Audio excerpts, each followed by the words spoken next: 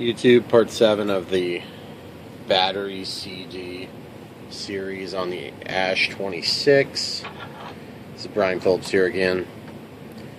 One thing I did off camera is I redid these two zip ties, and then I tied one of the antennas, and I'm going to try to show you, which is going to be very awkward, so I apologize in advance.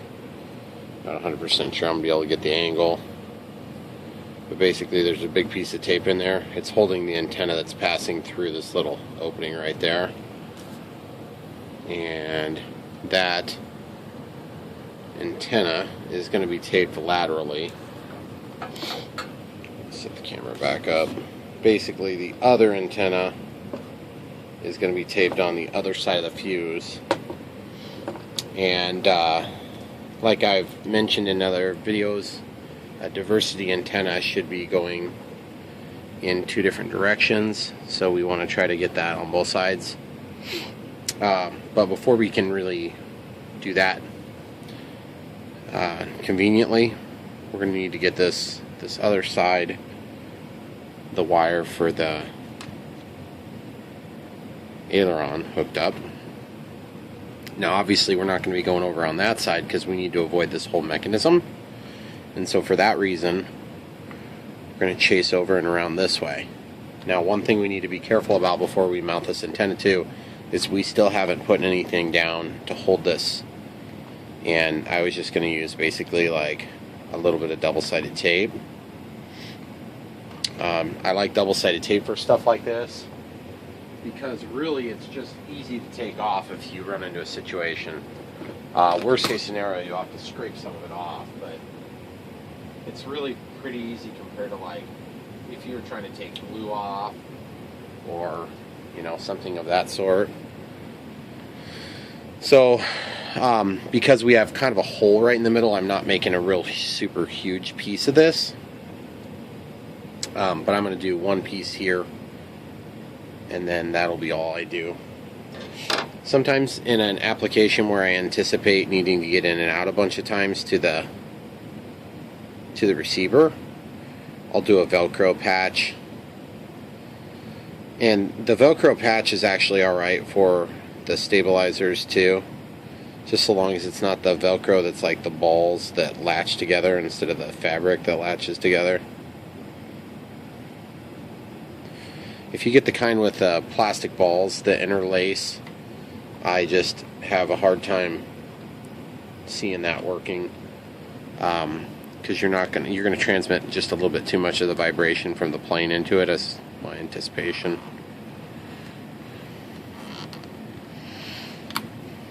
So as you can see, this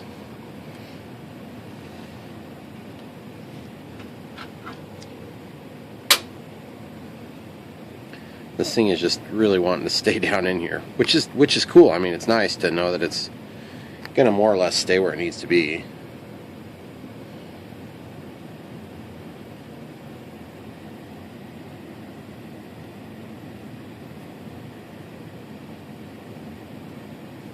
It's extremely hard to get this stuff off when you have short fingernails.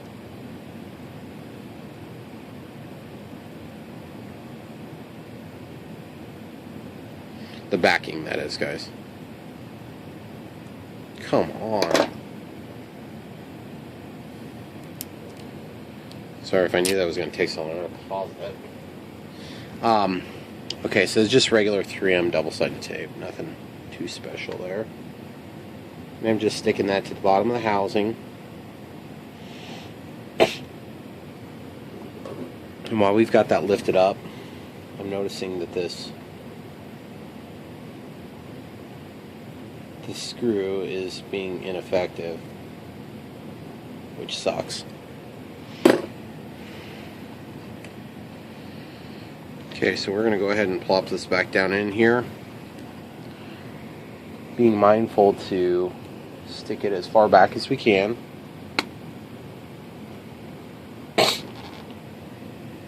Okay, so that's where it needs to be.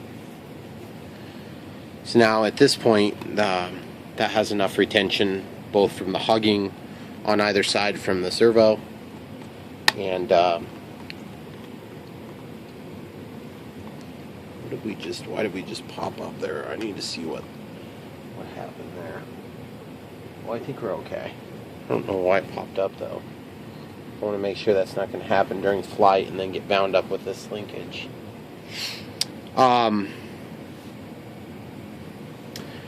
We need to get this antenna, but like I was saying earlier, we got to get this aileron adapter through. So we'll go ahead and pop that in real quick. Okay. Not sure if I want to go above or below that bundle. I think I want to go below. So it's kind of hard to tell until you kind of dig it in there. It's usually about after you get it attached, that's when you realize which side would have looked better.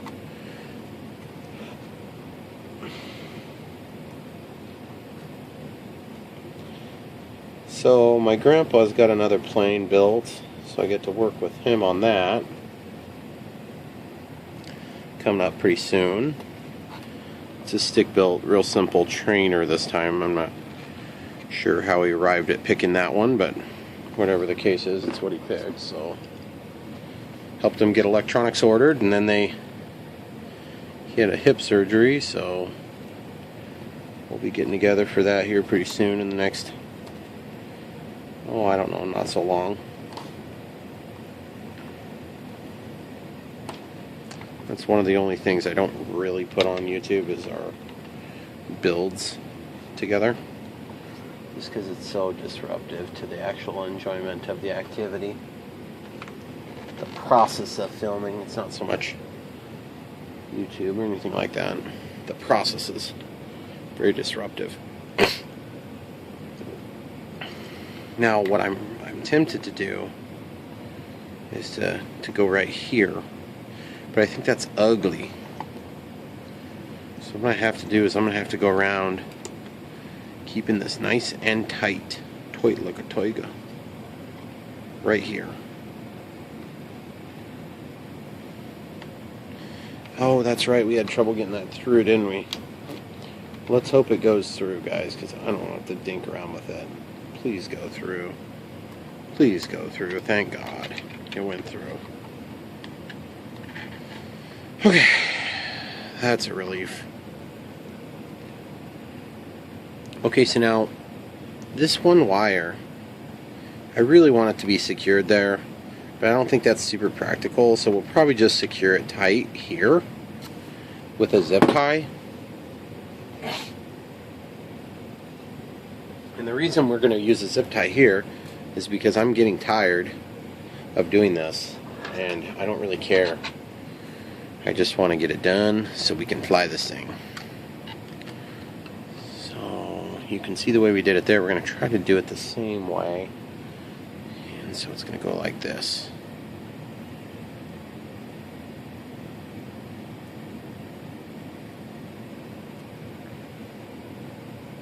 You're trying to get in tight spots like this. It's always awkward. So what you got to do is you can sit there and just keep folding this thing over on itself. If you got pliers, it helps a lot. Usually I recommend about 2 or 3 of these folds like this, a 90-degree fold like that. And that'll get that tail to go right back to you. Because it's very tricky once you're into these tighter spots like this.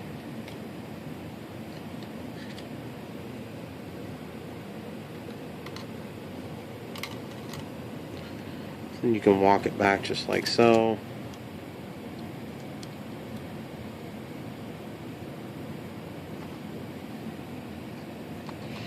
So we're under the antenna. Yes.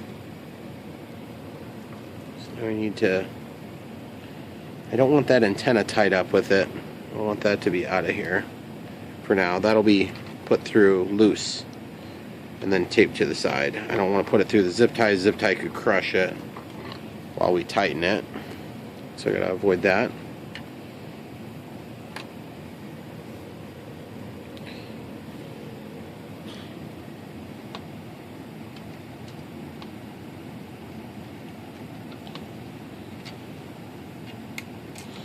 Okay, grab that.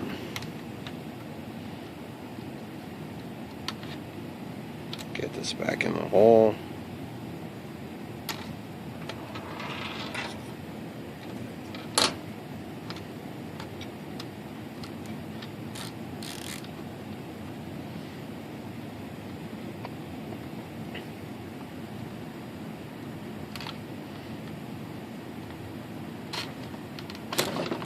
Whoops, sorry about that, guys. Slipped and banged into the tripod.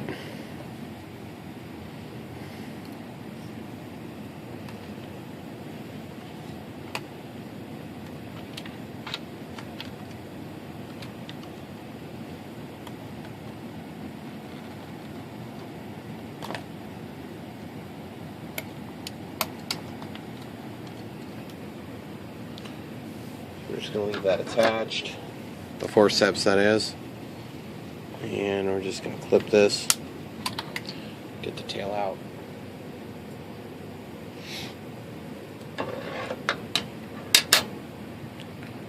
Okay, so now the only thing I'm not crazy about with the way that turned out is I'd hoped to pull just a little bit more of the slack out. Let's see if we can get it. No, we're not going to get it now. Not without undoing the zip tie. I don't think so. Nope, it's just going to rip the wire if we do. Okay, so you'll notice that the plastic is around this linkage here. And so even if we touch that with our connection to the aileron, we should be totally fine. So you can go above, below, under, whatever. It doesn't matter at this point in this area. Okay? Now this aileron label is big, and I got rid of the other side. I just kind of taped it around the connector itself, so it's significantly smaller. I'm going to do the same thing over here just because I want it to be a little more streamlined, a little less crap to deal with. When you're feeding it through the wing, it makes it challenging when you got a bigger tail like this. So I'm going to just grab a fresh piece of tape here. That'd be masking tape. Don't need much. After all, we want to make it small, so we'll just do like this. And it just needs to say ailerons. Pretty straightforward setup. Obviously, aileron's kind of a long word, so I don't think it's going to say ailerons. It's probably going to say ail.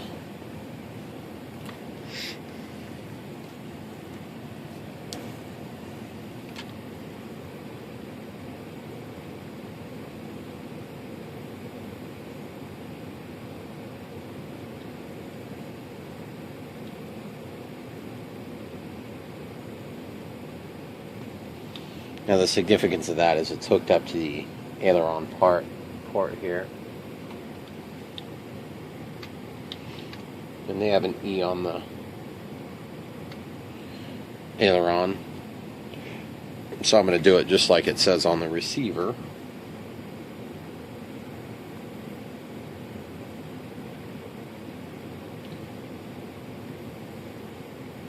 Okay. So, and I don't know if you guys noticed when I had this tipped up, but the other wire is just chilling here on the floor of the fuse there. So it should be pretty straightforward. This is keyed, of course, as would any connector of this style be. And so my objective is to just kind of wrap it around itself like so, until such a time as we can quickly compress that down into the pocket there, so it's somewhat managed. But it's just temporary on this one, because this one you're removing every single time you take that wing in and out. And for some people that's going to be every single time they take this thing to the flying field. For me, I haven't decided yet. It depends on how hard it is to fit it in our car. And when I say car, I mean we have a Traverse. So, and they have a work truck, but I don't usually take the work truck for stuff like this. I do occasionally. Actually, my work truck has a whole lot less room in it.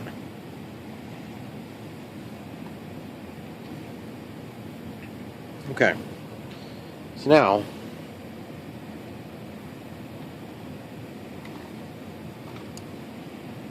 it's almost as though that whole thing is moving quite a bit inside the cabinet. I'm not real thrilled about that. And I think it's because this thing is popped open, and I don't understand exactly why or how that is. How that came to be. Sorry I'm blocking you guys. This side is popped open where that screw was doing a poor job. It's not hitting the antenna, so I'm not sure what the heck is going on, but I think for now I'm going to leave it because I've got other things I need to get done before I can really care about it. As long as it's not broken, that would suck. Okay, so now I want this antenna to go through, and instead of going laterally, I want to maybe go like downward. Kind of going up at an angle, so I want to go kind of at like a 45-degree angle from that. You just got to be careful where this comes out of the black. Where this comes out of the black wire, and then it goes into the real thin wire, it's weak. So whatever you got to do, bend it everywhere but there, and as much as you want. I wouldn't go too crazy on it, but you're going to be about better off bending any other portion of it than that area. Now I went underneath the wire on the other side. I can't really say that that's completely, you know, I want to say it's intentional, but I can't say with certainty that it's 100% intentional. Might have just been the way it lined up at the time.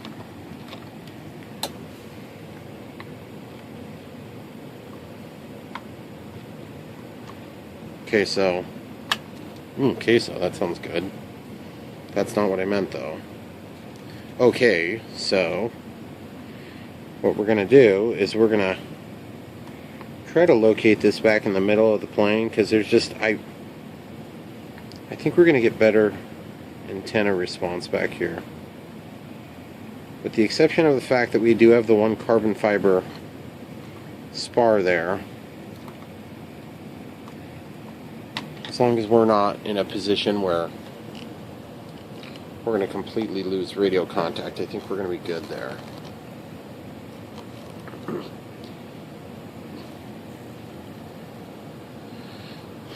I don't believe the conditions are going to be very likely to completely block radio contact on this system. So now I just need to kind of point it in the direction I want, and then grab a piece of tape similar to this, but a little bit bigger. I'm going to do that right now. The reason I use the masking tape like this is because, for whatever reason, it seems to be okay sticking on this composite material. And historically, this composite material is actually not the most friendly with tape. And so I'm just going to take this full thickness and just trim it down just a little bit, because we don't need quite that much material. And that's not to save weight, it's just because there's literally not enough surface area in there.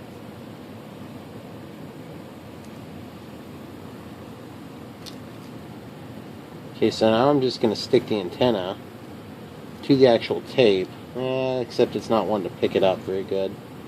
I had the same problem on the other antenna. This is quite a tricky spot here, because you've got to manipulate the antenna where you want it. And then, like in my case, I've got a knife. You just got to be real careful not to have the knife, you know, like fall off and stab you in the foot, for instance. That did not just happen. It would probably make for good TV. So,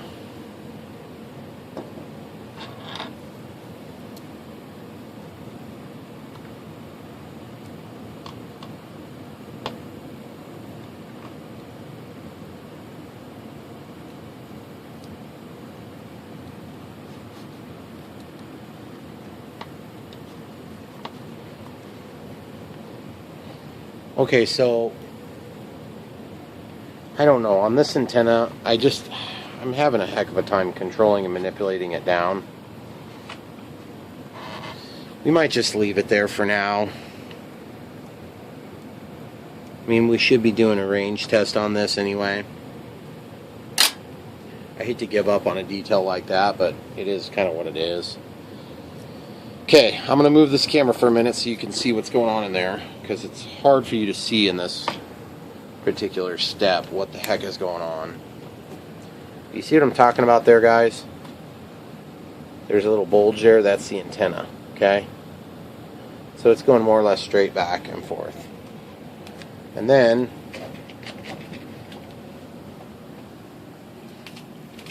on the other side, guys,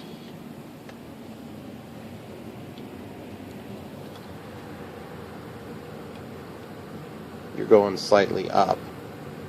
Okay? So in an ideal world, this one would be going vertical up and down. And then this one would be going laterally, like from the nose to the tail. But we are in an imperfect world. As a result, there's many things as a result. But one of the many things, because of the imperfect world, is that antennas must need to be at 90 degrees of each other. Apologetics 101. Anyway, we've got this mounted. We have the wires protected somewhat in their orientation, positioning. So now what I need to do is, we've been talking about how I want to secure this wire here. I think what we need to do is we probably need to go ahead and do a quick test on positioning. You see how this is positioned loose? There's nothing actually holding it over here. I don't actually care if it's loose so long as I have a certain level of confidence that it's going to continue to stay in that position. So there's a couple different things we could do. One, we could actually just take and put a little double-sided tape on there. Something I normally wouldn't do. What the heck is that thing moving so much for? You see that? I do not like that at all. Oh, you know why? Because there's no support under here. This is actually an empty spot. There's a hole right there, guys. I don't know if you can see my finger down there. But, like here, I'll demonstrate with the screwdriver. See? You can go down into there. There's a hole in there. So there's just nothing to support the front portion of it. So it's not going to be an issue as long as we're not pushing on the cable. And as soon as the battery goes back here, it's going to want to push these cables up and out of the way. This cable seems to be going to the ESC. And that one could probably pull the slack back if we have problems getting the battery in. Because it's right there where the middle of my index finger, excuse me, that's my middle finger, it's going about the middle of the servo right here. So it'd be better if that was back further, which we could pull that out of there if we continue to have problems getting the battery in and out. But I think right now we're probably going to be okay. So we kind of have to shoot this at an angle now. And I guess we're just going to put it upright like this every time.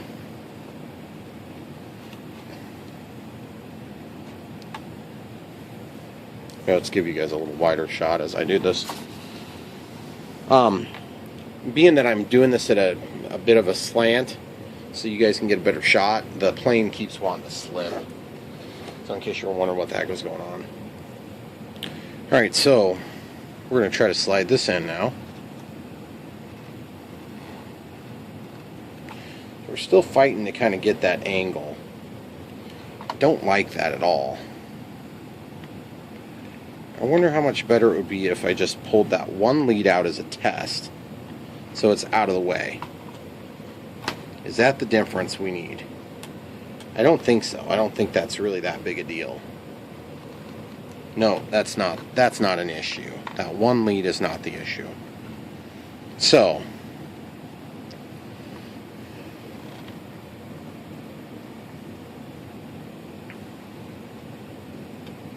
because see, I can tie these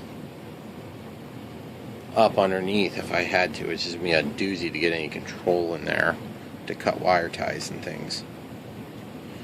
Okay, so if I just ride it along the side.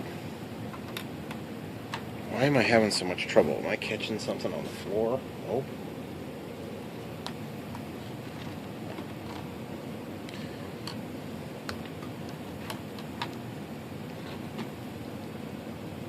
I wonder how crazy it would be to just like stick it in with the leads back.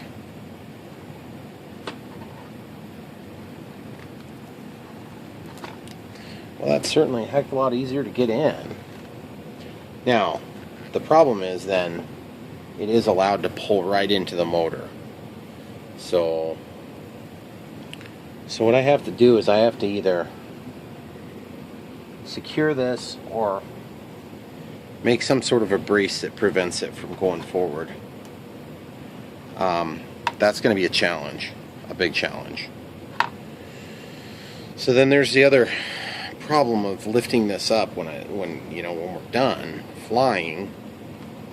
It's maybe not so bad to get it in, but then how the heck do you get it out? There's like nothing to hold on to.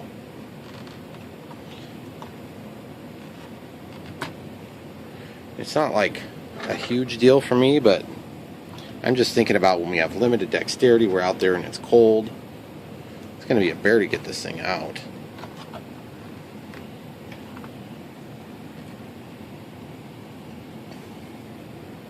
Well, before we do that, let's turn on the radio system.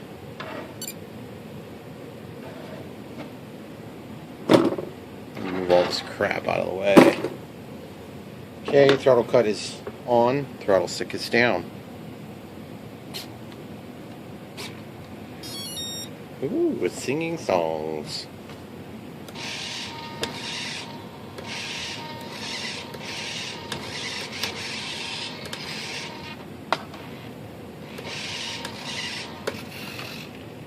Cool.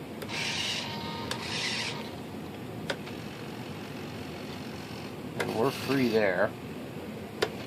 We're not going to hit, and even if we do, it's not going to damage anything.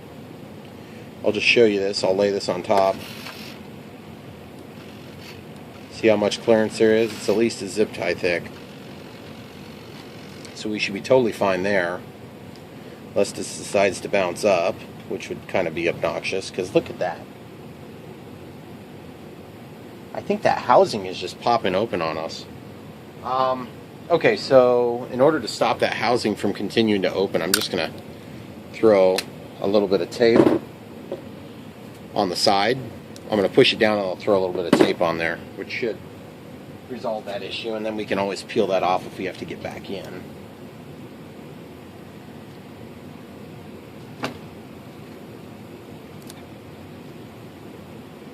Oh, that was horrible placement, Brian. I got to redo that now. See if I can get it off of there without damage. Okay, good.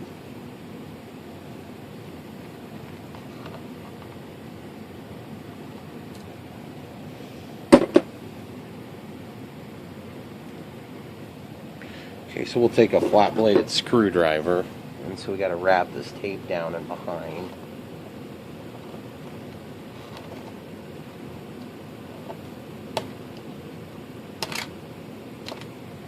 Okay, so we just cut off a little excess there, which is what we wanted to do. Now, did my tape hold, is the question. Oops. That's why we do throttle cuts, guys. That was actually just the ailerons. That was enough to wake me up. Okay, so everything is allowed to move free. We have a very good fit here. It's just a matter of preventing it from hitting the motor. And obviously the canopy should be no problem. Where we've got all these wires, everything's looking pretty good. Okay. So we have that taken care of. Gears working. Ailerons are working. Elevator and rudder. Rudder's fairly close to centered, which is one of the things on the list. Let's look at our list, guys. So really the CG is the biggest thing that we got to work out still. Mount RX and protect the loose diversity antenna. Oh yeah, baby, that thing's done.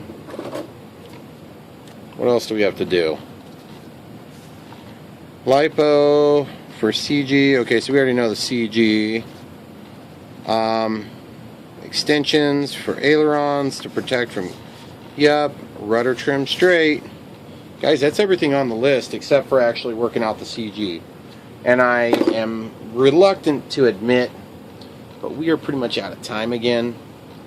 This last video will probably go for helmet cam again because I'll be moving things around a little bit. I'll set up the little balance stand, and what we'll do is we'll go ahead and get this thing CG'd out. So thanks for putting up with this ridiculous series, guys. There's only hopefully one more, I think, but I'm not going to promise because you know me. Thanks for watching. Don't forget to like and subscribe.